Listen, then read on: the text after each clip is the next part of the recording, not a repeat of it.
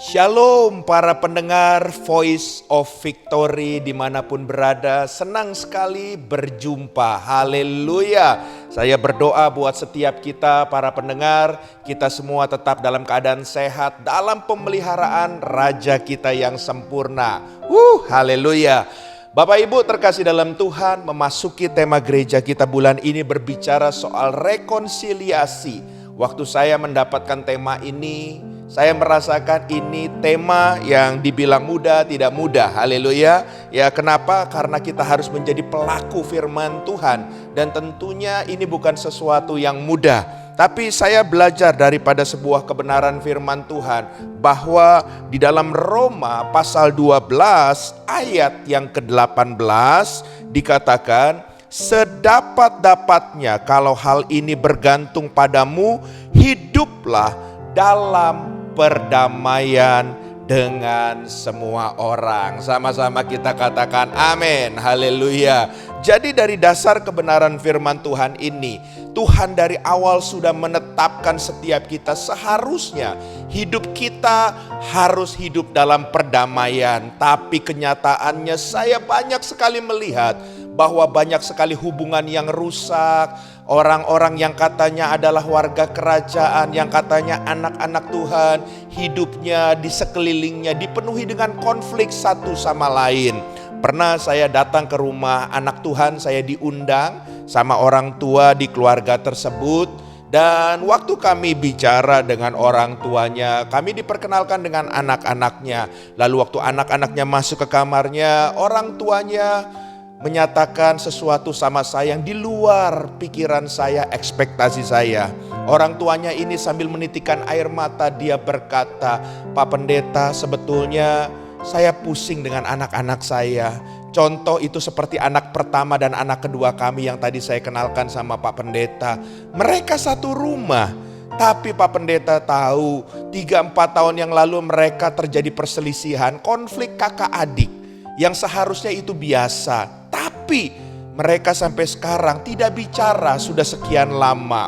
Wow, saya kaget, saya terkejut. Lalu saya bertanya sama bapak dan ibu ini, lalu anak-anak ini bagaimana secara kerohanian? Apakah mereka masih ke gereja? Yang mengejutkan saya, orang tuanya ini bilang, masih Pak Pendeta. Mereka masing-masing ke gereja, mereka masing-masing aktif di gerejanya. Jadi saya mau katakan Bapak Ibu terkasih dalam Tuhan, orang ke gereja tidak menjamin sebagai pelaku firman Tuhan. Tapi saya percaya kita semua yang adalah warga kerajaan. Hari ini kita bukan cuman menjadi orang-orang yang agamawi, tapi kita mau menjadi pelaku kebenaran firman Tuhan. Saya mau katakan waktu saya mempelajari tentang konflik yang terjadi, ada beberapa hal yang bisa menjadi penyebabnya. Yang pertama, bila mana salah satu merasa dirugikan, itu bisa menjadi sebuah konflik. Lalu yang kedua, waktu adanya sakit hati. Sakit hati, rasa yang sakit ini menyebabkan seseorang ini terjadi konflik satu sama lain dan putusnya sebuah hubungan. Dan yang ketiga, waktu salah satu merasa ditipu, dimanfaatkan. Ini juga bisa menyebabkan hubungan yang tadinya sangat baik, tadinya sangat erat menjadi rusak. Lalu yang keempat, waktu salah satu merasakan ada pilih kasih, jadi seseorang yang merasakan itu merasa tidak nyaman, akhirnya hubungan pun menjadi rusak. Dan yang terakhir saudara yang menyebabkan konflik, kalau adanya iri hati. Wow. Oleh sebab itu kita warga kerajaan hindari hal-hal ini yang bisa menyebabkan kita masuk ke dalam konflik di dalam sebuah hubungan. Firman Tuhan tadi katakan, bukankah kita hidup harus dalam sebuah perdamaian? Kata pemulihan hubungan dalam bahasa Inggris dikatakan rekonsiliasi. Dalam Kamus Besar Bahasa Indonesia, rekonsiliasi berarti perbuatan untuk memulihkan hubungan, baik itu hubungan persahabatan atau juga menyelesaikan segala perbedaan yang terjadi. Nah, untuk itu kita mau belajar dari salah satu tokoh Alkitab yang bernama Esau dan adiknya yang bernama Yakub. Dalam Kejadian pasal 27 ayat 41 sampai 42 dikatakan, Esau menaruh dendam kepada Yakub karena berkat yang telah diberikan oleh ayahnya kepadanya.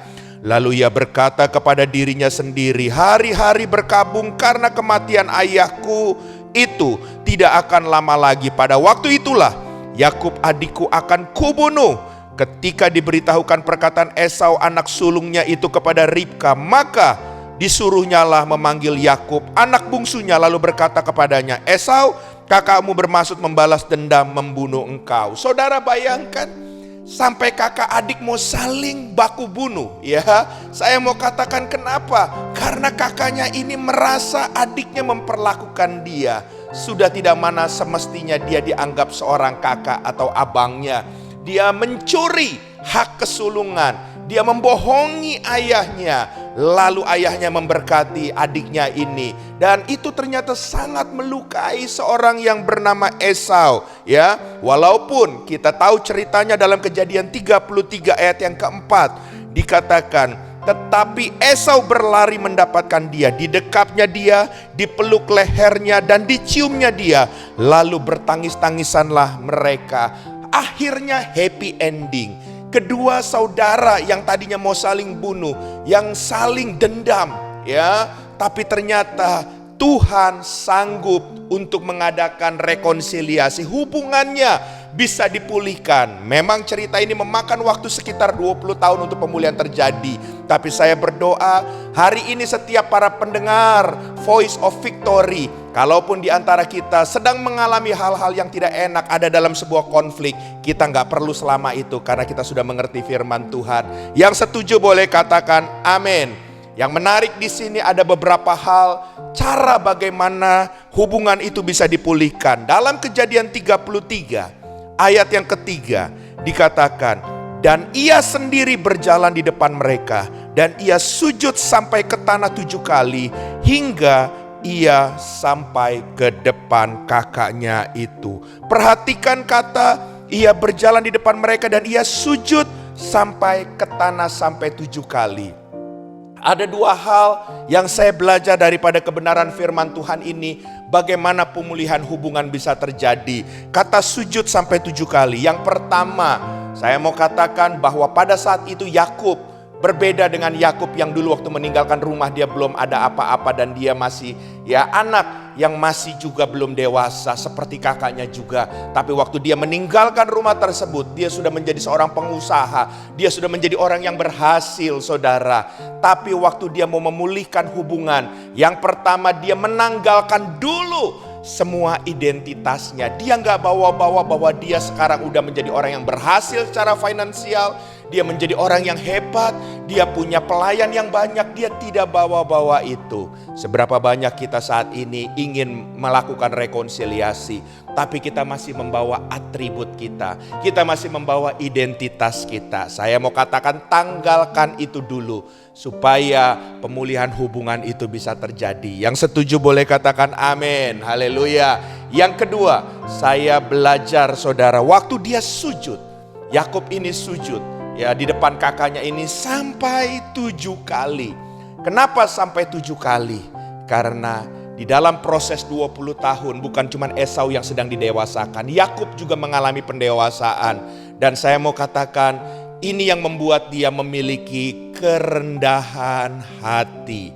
Haleluya. Sebetulnya 20 tahun yang lalu kalau dia punya kerendahan hati, dia temui kakaknya, dia bilang, aku salah. Maafkan aku, ampuni aku. Mungkin kakaknya yang ingin membunuh pun akan menjadi tidak jadi. Tapi dia tetap bersikeras.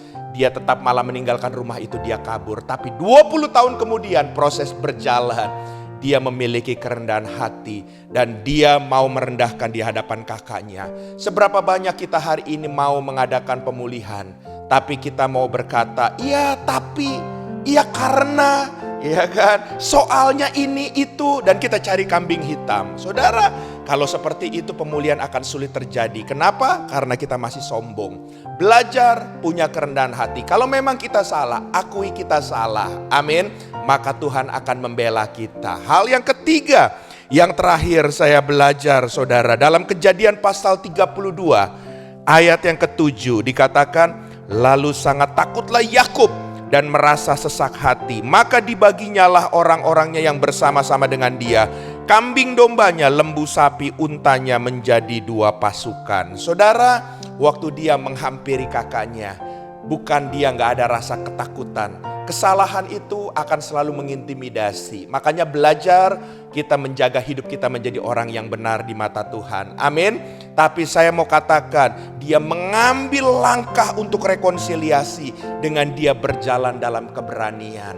Hari ini kadang-kadang kita sudah ada keinginan, tapi kita dihantui rasa takut sehingga kita tidak bisa melangkah untuk melakukan pemulihan hubungan. Saya mau katakan bahwa jangan cuma menjadi slogan Christ in you, Christ in me. Kalau Kristus berdiam dalam hidupmu, dalam hidup saya, rohnya akan justru memampukan kita dari yang kita tidak merasa mampu menjadi mampu. Berjalanlah, libatkan Tuhan, berjalan dalam keberanian, dan saya percaya pemulihan hubungan akan terjadi. Esau dan Yakub, hubungannya terakhir menjadi begitu indah. Abangnya memeluk dia dan terjadi rekonsiliasi. Saya berdoa buat kita semuanya, warga kerajaan, para pendengar Voice of Victory, kita betul-betul mengalami victory, betul-betul mengalami kemenangan bersama Raja kita. Haleluya.